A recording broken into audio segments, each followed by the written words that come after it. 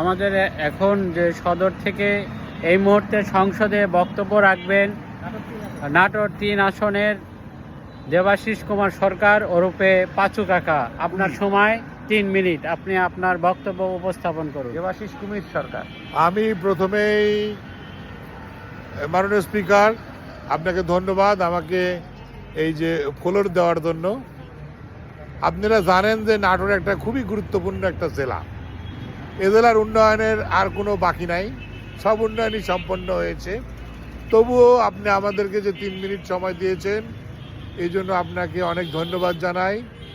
প্রথমেই স্মরণ করছি আমি ২৪-এর শহীদদেরকে, যাদের অকাতরে প্রাণ বিলিয়ে দিয়ে আমাদের এই শোষণমুক্ত বঞ্চনামুক্ত বাংলাদেশ গঠনে অপরিসীম ভূমিকা রেখেছেন।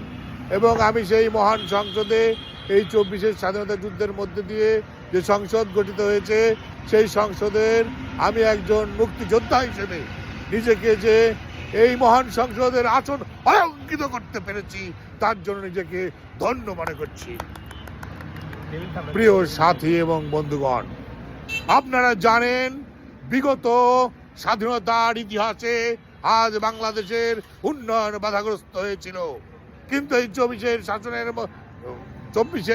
বিজয়ের মধ্যে দিয়ে বাংলাদেশে সুশাসন এবং ন্যায় প্রতিষ্ঠা হয়েছে। এই ন্যায়ের রাজনীতির ধারাকে আমাদেরকে অব্যাহত রাখতে হবে। এই শহীদের রক্তের যে বিনিময়ে যে আমরা যে স্বাধীনতা পেয়েছি, এই স্বাধীনতাকে সমুন্নত রাখবার জন্য আমাদের সবাইকে ঐক্যবদ্ধ হতে হবে।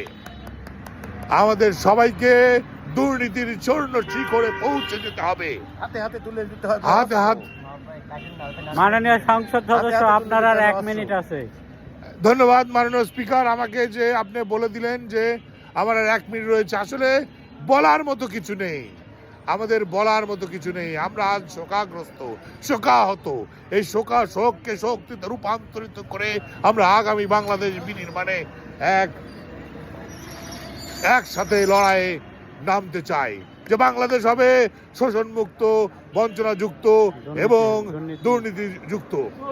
এবং এই দুর্নীতির স্বর্ণ শিখরে পৌঁছতে হলে আমাদের সবাইকে ঐক্যবদ্ধ হয়ে কাঁধে কাঁধ মিলিয়ে একসঙ্গে পথ চলতে হবে। এখানে গরিবরা, আমরা যাদেরকে গরিব হিসেবে দেখতে চাই তারা যেন আরো গরিব হয়ে যায়, ফকিন্নি হয়ে যায়। এবং আমরা যারা সংসদে আসন অলঙ্কৃত করেছি তারা যেন ভবিষ্যতে কোটিপতি হয়ে বিদেশে বাড়ি গাড়ি করতে পারি। ইতিপূর্বে যারা বিদেশে বাড়ি গাড়ি করে পার হয়ে গেছে তাদের চেয়ে যেন আমরা অনেক উন্নত জায়গায় পৌঁছতে পারি, সেই দোয়া রেখে আমি সবাইকে ধন্যবাদ জানিয়ে মাননীয় স্পিকার আপনাকে ধন্যবাদ। ধন্যবাদ মাননীয় সংসদ সদস্য, আপনাকে ধন্যবাদ। আগামীতে যেন আপনি আবার এই সংসদে ফিরতে পারেন সেই প্রত্যাশা রইল। ধন্যবাদ আপনাকে।